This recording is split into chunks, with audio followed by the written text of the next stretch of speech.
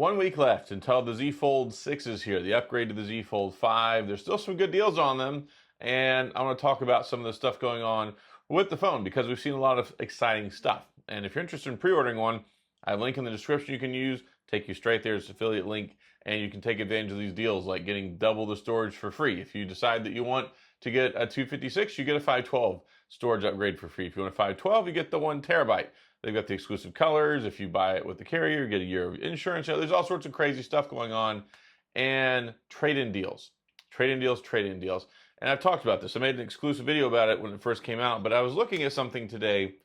They're giving $500 for an iPhone XR or an iPhone XR, if that's what you wanted to call it. They're giving $1,200 for a Z Fold 5, $1,000 for a Z Fold 4, $900 for a Z Fold 3. They seem like they really want people to get this phone.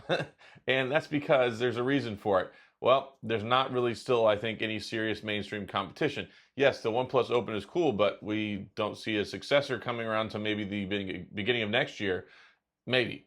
And then we've got the Pixel Fold 2, which still hasn't shown up yet. It won't be here till at least the announcement for the Google Pixel 9 series phones on August the 13th. So the Samsung Galaxy Z Fold still kind of stands alone in the foldable category. And it's got some nice upgrades. The Snapdragon 8 Generation 3. It's got a brighter screen on the front and the inside, 2600 nits brightness now. It's got a little bit wider screen on the front, a little bit wider screen on the inside. It's just slightly shorter, it's thinner, and it's lighter, which is something people have been asking for because it is a little bit of a chunky phone. And in addition to that, 7 years of support, if you can believe it. 7 years. It's supposed to get operating system updates for 7 years, security patches for 7 years. And that's one way Samsung can really play to their strengths and other people can't here because, well, we'll see if Google does it. Maybe they do it with the Pixel Fold 2, but yeah, OnePlus certainly isn't doing it. And with OnePlus, they don't get monthly security patches, and they certainly aren't supporting it for 7 years. So that's something that people care about, especially when you think that, okay, you can get the screen protector replaced for free. So they have an interior screen protector on the inside. Within the first year, you get it replaced for free.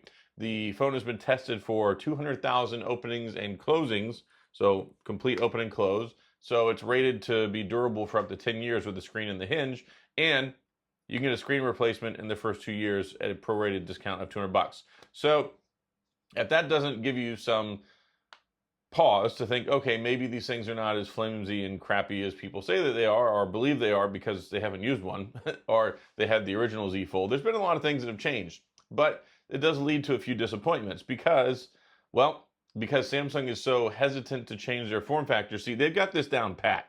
They are so good at making this phone and saying, okay, it'll do this, it'll last this long, we've tested it for this long.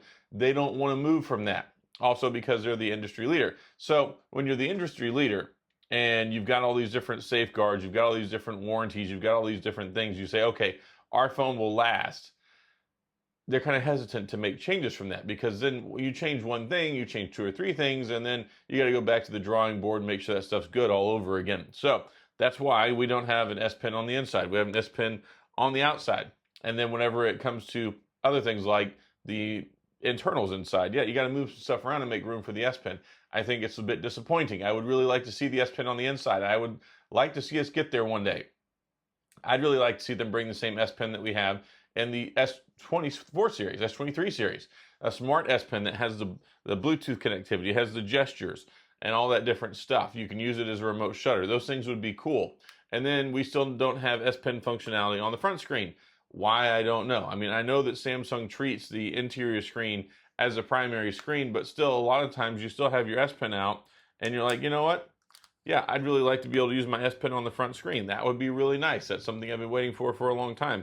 And then you've got, of course, fair criticism too, that it's still the same primary camera.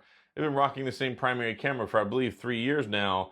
And for an $1,800 phone, that seems kind of unsatisfactory. Yes, they gave us a new ultra wide, but it seems like some of the stuff that they pioneered with getting the phone to where it's at has fallen to the wayside a little bit. And I think that frustrates some people. It does frustrate me. But again, I think it's still the best foldable phone that you can get. And they did raise the price $100. And a lot of people are like, well, the phone's not changed that much. Why did they raise it $100? Well, when you have to support a phone for 7 years instead of 5 years, that of course costs extra money, long-term maintenance and care concerns. And then there are some new components like the newer screen and all that other stuff. So we'll see what happens with it. But yeah, that's kind of it. I wish they didn't raise the price $100, but they do have excellent trade-in deals to kind of make up for that. And the pre-order deals are kind of the best when it comes to Samsung. You don't see stuff like this as good with a new OnePlus phone when it comes out, or a new Google phone when it comes out. I mean, heck, Google won't even give you a couple $100 for their previous flagship phone that's been out for a year, much less give you $500 for an iPhone XR or give you $900 for a Z Fold 3 that's 3 years old. So pre-order deals, I always talk about them because it's the best time to get it, because we've had the exclusive credit. I think it might be gone by now, but you can still try. There was a $100 credit with the link that I have, but I think it might have been for the first few days. May still be there. You can try it out. But yes, $1,200 trade-in credit. And then they've got the exclusive colors, which are actually sold out now. They're not even guaranteed until, I think, August the 7th for the 2 exclusive colors. You can still get the 3 main colors, the pink, the silver, and the blue, or navy, I think is what it is. That's the one I ordered. But we'll see how that goes. But yeah, you get that stuff. You get the free double your storage upgrade. And once the pre-order deals are gone, this stuff kind of disappears. Now, it'll resurface in different forms over the coming months as it comes out. Like when the Pixel Fold comes out, yeah, they're going to have some deals again a month from now, but they are never as good as the pre-order deals. I don't think I've ever seen deals as good as the pre-order deals later on. I've seen stuff that kind of resembles it, like the free double your storage, or they have an educator discount. And of course, even with Samsung, they have the best trade-in deals, they have the best trade-in program. And I've mentioned this in other videos where if you trade your phone in, you don't have to pay all of the full price up front. So let's say $1,200 trade-in credit, right? So you're going to pay $699 if you trade in your Fold 5, your Fold 6. So that means you got to pay $699 out of pocket. That's what they charge you up front. They don't charge you $18.99 up front, and then you have to wait and get a credit. That's how Apple does things. That's how Google does things. Samsung is a little bit different beast, and that's one thing I really appreciate, because also they send you the FedEx box, and then you have a FedEx label. You have 2 weeks to return your phone. Risk-free. Like, they don't charge you a restocking fee, and that's something that's really nice, and I appreciate too, because some people like the idea of a foldable phone, but then they order one and they're like, maybe it's not for me, and then you can just send it back. But most of the stuff I've been seeing is pretty positive. I really enjoyed. I flew all the way up to New York City on my own dime. Samsung did not pay for me to go up there. They did not give me a phone. I went up there. They allowed me to come see this stuff early. Of course, I had to sign paperwork and say, I promise I won't release this stuff early. That's pretty standard in this industry. But I really like the phone. I think it looks sharp. I like the new dimensions on it. It feels nice and it feels light. It still feels premium. Yeah, I like the new form factor. It's kind of squared up a little bit. And it looks sharp. Even the cameras on the back, even though the 2 of them are the same, they have a little bit of a different style to it. And it feels zippy. Like the Snapdragon 8 Generation 3 is a really good chip. It's great for gaming. It's great for performance. It's great for multitasking. Got all the new AI features. Of course, One UI 6.1 works great on these foldables. So we even started to see a lot of other videos come out from folks who have them early. Of course, they can't release their full reviews yet. At least I don't think so. But I'm sure we'll be seeing those closer as we get to the pre-order date. I think normally Samsung lets people start pushing out reviews a day or 2 before the pre-order's in. That way some people can say, okay, now I've got somebody's opinion. Now I've got a full review that I can make a decision before I go ahead and buy one. But if you're to ask me, and I get this in the question in the comments all the time, should I upgrade from my Z Fold 5 to the Z Fold 6? Probably not. It's really not worth it. It's nice, it's a nicety, but it's like your car. Like, you don't go get a 2022 Corolla and then next year go get a 2023 Corolla. Even with leases, usually you do 2 to 3 years, and that's very fair because there's not really so much that changes that much in a year. But there are nice things, like they did change the dimensions a little bit. It does have a brighter screen. It does have a new chip. It does have longer support. So if you want to take advantage of $1,200 trading credit onto your Z Fold 5, sure, go for it. YOLO. Live your best life. You only live once. And of course, I've got a link in the description. You can use that too. But yeah, I don't really recommend it. But if you have wanted to try a foldable phone, if you wanted to try a Samsung Fold, I think this is the best opportunity yet. Like I said, if you got like an iPhone 13 or an iPhone XR, iPhone 11 Pro, you can get like $500-600 for those things. Who's going to give you that? I don't think you can even trade in an iPhone XR with Apple anymore. They'll be like, oh, we'll recycle it for you. Don't quote me on that, but I believe that's where we're at with those phones. Or if anything, you might get like $50. So the amount of stuff you can get, and even of course through the carriers, they've got great stuff where you can trade in any Samsung phone, get a certain amount of money off. This is the most robust campaign I've seen Samsung put out to try and get people to switch over. And I think they're doing it for a reason, because they see the writing on the wall with the competition, and they've got a little bit of delay before the OnePlus gets here. They're getting out ahead of the Pixel Fold. I applauded Google last year because they came out with the Pixel Fold first, and then it fell on its face because they charged too much money. They put a year-old chip in it. They put a A-series camera in it. Like, it just, Google did a terrible job with the Pixel Fold. I do enjoy that phone. The front screen is immaculate. It's amazing.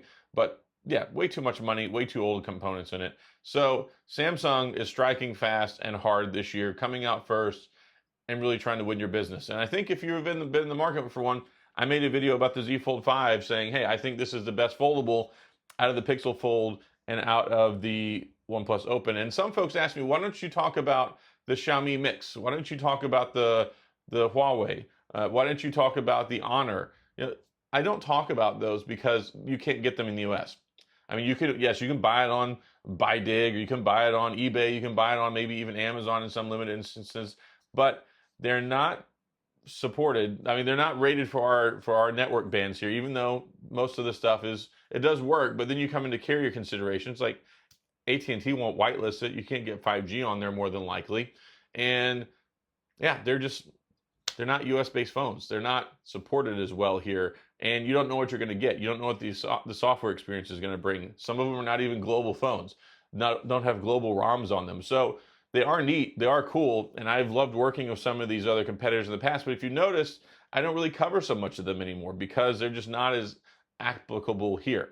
Yes, there are enthusiasts who like to get them and bring them over here and then use them, and you can do that, but then also you're probably paying the full $2,000 or $1,799 for whatever phone you get from them.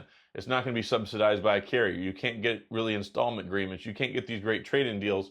So I don't feel like it's necessarily so applicable here to the US market, especially we have the big three now here. We have OnePlus making the Open, we have Samsung making the Z Fold, and of course we have Google with the Pixel, and then we have the flip phones as well, which there seems to be a lot of interest in the flip phone as well. I made a video about that the other day. I'll talk about that some more soon, but exciting times, and pre-order period's almost over. We're down to the wire. We got a week left till these phones show up, and then it's game on. So if you've been interested, if you are interested, pay close attention and don't miss out on any opportunities to help save you some money. So that's all I've got in this video. If you have any questions or comments, please go in the comment section. I'll do my best to get back with you. If you enjoyed the video, if you found this helpful, if you're looking forward to more content on these phones, then stay tuned, hit the like and subscribe button, little notification bell. I've ordered mine. Hopefully they'll get here soon. Some of the phones seem to be shipping early. I got a buddy of mine today that said he got a Samsung notification that his shipped early with an estimated arrival date of the 20th. Not supposed to come out till the 24th. And that's one cool thing with Samsung too. Sometimes they ship them out early. I got my S24 Ultra, I want to say like 2 days early. So anyway, just so it's a gamble stack. You never know, but sometimes it works out. So that's all I got. As always, thanks for being here. I appreciate you watching, and I'll see you guys next time.